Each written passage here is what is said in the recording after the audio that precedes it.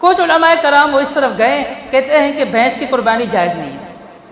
دلیل کیا ہے ان کی؟ وہ کہتے ہیں کہ اللہ تعالیٰ نے 8 جانور جس میں مذکر اور مؤنث ملا کر 8 کا جو تذکرہ کیا، اونٹ مذکر مؤنث، اور اسی طریقے سے گائے مذکر مؤنث 4 ہو گئے، اسی طرح بکری مذکر مؤنث، فرمایا جو اللہ تبارک و تعالیٰ نے جو 4 ان کے مؤنث کو ملا کر 8 کا تذکرہ کیا، فرمایا ثمانیۃ ازواج کہتے اس میں بھینس شامل نہیں ہے۔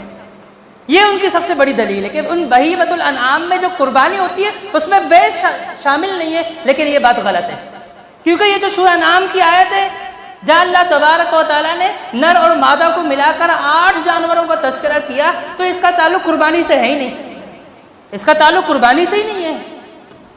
یہ تو آپ سورہ انعام اٹھا کر دیکھیں، آپ کو پتہ چلے گا کہ ان آیات کریمہ کا تعلق تو ان سے ہے کہ وہ مشرکین مکہ نے اپنی طرف سے بہت سارے جانوروں کو اپنے اوپر حرام کر لیا تھا، اور بہت سارے جانوروں کو اپنے مردوں کے لیے مختص کر لیا تھا، عورتوں کے لیے منع کر لیا تھا۔ اللہ تبارک و تعالی نے ان احکامات کو بیان کرتے ہوئے یہاں پر بیان کیا 8 قسم کے جانوروں کا، اس کا قربانی سے کوئی تعلق نہیں ہے۔ اور دوسری ان کی دلیل کیا ہے؟ دوسری دلیل یہ ہے، وہ کہتے ہیں کہ رسول اللہ صلی اللہ علیہ وسلم نے بھینس کی قربانی نہیں کی، صحابہ کرام سے ثابت نہیں ہے۔ آپ کو میں نے بتا دیا جس آیات سے بہیمۃ الانعام لے رہے ہو، اس آیات کریمہ سے حق اور سچ کی بات کی جائے، آپ اٹھا کر دیکھ لیں، مفسرین کا قول اٹھا کر دیکھ لیں، قربانی کا چیپٹر نہیں ہے وہ، قربانی کا چیپٹر سورہ حج کے اندر موجود ہے، آیت نمبر 28 میں۔ وہاں اللہ تبارک و تعالیٰ نے کیا فرمایا؟ فرمایا کہ لیشہدوا منافع لہم ویذکروا اسم اللہ علی ما رزقہم من بہیمۃ الانعام، کہ تم جو ہے ان بہیمہ فالتو چوپایوں پر اللہ کا نام لو، ان کی قربانی کرو جو اللہ نے تمہیں دیے ہیں۔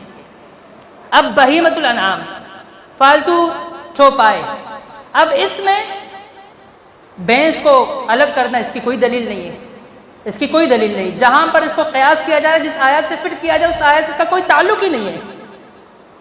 اور دوسری بات، امام احمد بن حنبل رحمۃ اللہ علیہ سے یہ مسئلہ پوچھا گیا، کہا کہ یہ جو جاموس بھینس ہے اس کی قربانی کے متعلق آپ کا کیا حکم ہے؟ کہنے لگے کہ لا ارى اختلافا، کہنے لگا میں اس بارے میں کسی بھی عالم کا اختلاف نہیں پاتا۔ کیا مطلب ہے؟ یعنی 150 سال تک بھینس کی قربانی میں کوئی اختلاف نہیں تھا۔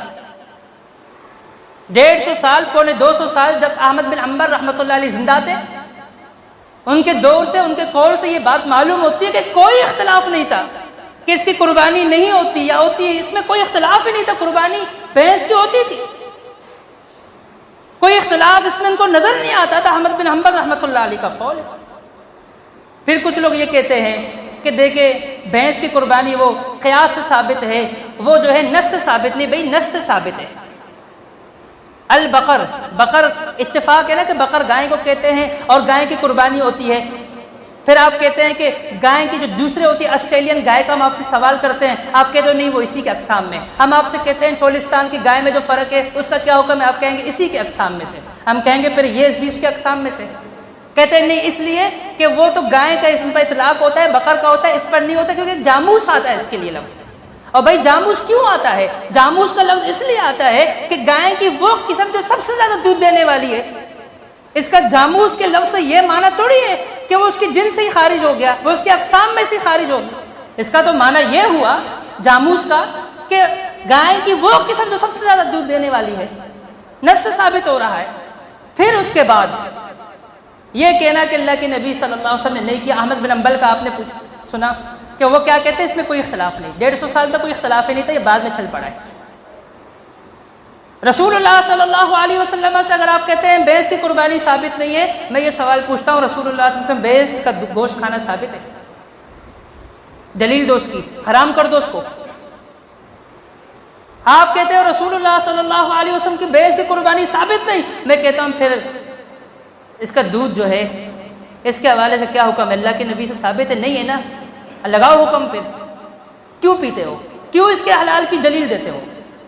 پھر جواب یہی آتا ہے کہ یہ تو عرب کا جانور ہی نہیں تھا۔ ہم کہتے ہیں یہی بات ہے کہ عرب کا جانور نہیں، اسی وجہ سے رسول اللہ صلی اللہ علیہ وسلم نہیں کی، لیکن اس کو منع کر دینا، اس میں اتنی سختی کر لینا، یہ درستی دلائل بہت ہے، لیکن پھر بھی میں نے شروع میں کیا کہا کہ جو قائل نہیں ہے وہ نہ کرے۔